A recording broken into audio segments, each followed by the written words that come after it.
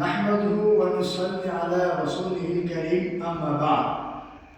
সম্মানিত মুসলিম ভাইয়েরা, আমি যে বিষয়টি এখন আপনাদের সামনে উপস্থাপন করব তা হচ্ছে খুব গুরুত্বপূর্ণ একটি বিষয়।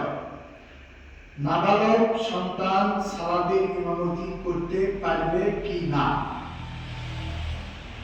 এই কাঙ্ক্ষিত বিষয় বর্তমানে খুব ছড়িয়ে গিয়েছে যে নাবালক সন্তান সালাতের ইমামতি করতে পারবে না।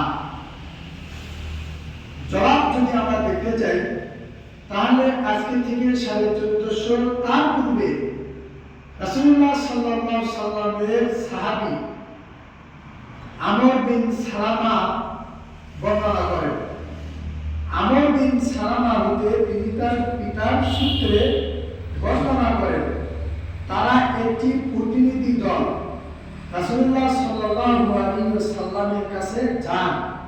ফিরে আসার সময় রাসূলকে জিজ্ঞাসা করলেন, হে আল্লাহর রাসূল, আমাদের সালাতের ইমামতি করবে কে? রাসূল তখন বললেন, তোমাদের ভিতরে যে সর্বাধিক কোরআনের পারদর্শী যে সেই তোমাদের সালাতের ইমামতি করবে। বর্ণনাকারী আমর বিন সালামা বলেন, আমি আমার কওমের সর্বাধিক কোরআনের পারদর্শী ছিলাম, সেজন্য তারা আমাকে সালাতের ইমামতি আগে দিল। আমি তাদের সালাতের ইমামতি করলাম, কিন্তু তখন আমি অপ্রাপ্ত বয়স্ক বালক ছিলাম, নাবালক সন্তান ছিলাম। আমার পরনে ছিল চাদর। আমি জারাম গোত্রের যে কোনো মজলিসে, বৈঠকে, অনুষ্ঠানে গেলে আমি সেখানে তাদের সালাতে ইমামতি করতাম এবং আজকে পর্যন্ত তাদের জানাজা সালাতও আমি পড়াতাম। হাদিস হচ্ছে আবু দাউদের, হাদিসের মান হচ্ছে সহিহ, 587 নম্বর হাদিস এবং 586 নম্বর হাদিসে ওই একই সাহাবী আমর বিন সালামা হতে বর্ণিত, তিনি বলেন, কুনতু আ'আমুহুম ফি বুরদাতিন মুসালা, আমি তাদের সালাতের ইমামতি করেছি একটা চাদর পরা অবস্থায়। ফিহা ফাতকুন, সে চাদরে ছিল তালিযুক্ত সেরা চাদর। ফাকুনতু ইযা সাজাদতু খরাজাস্তিস্তি, যখন আমি সিজদায় যেতাম তখন আমার নিতম্ব বের হতো। তাহলে বোঝা যাচ্ছে কত ছোট বাচ্চা।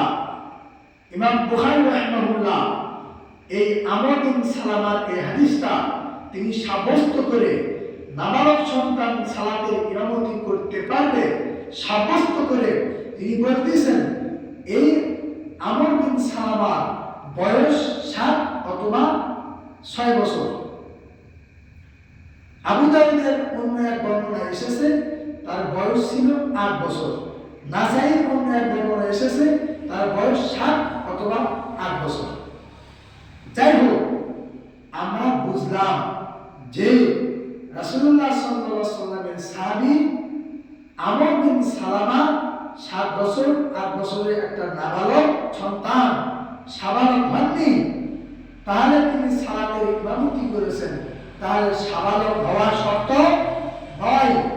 আল্লাহ রাসূল সাল্লাল্লাহু আলাইহি সাল্লাম এর আনিত সুন্নাত, তার এই হাদিস দ্বারা আমরা বুঝলাম যে সালাতে নাবালক সন্তান ইমামতি করতে পারবে, সমস্যা হবে না।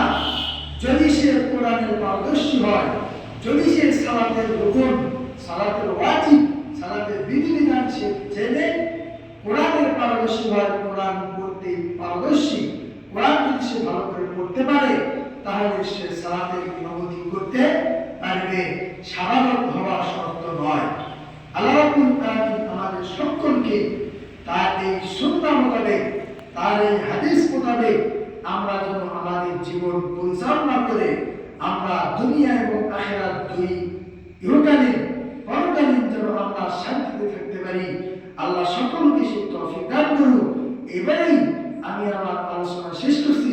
ওয়া আখির দাওয়ানা আলহামদুলিল্লাহি রাব্বিল আলামিন। আসসালামু আলাইকুম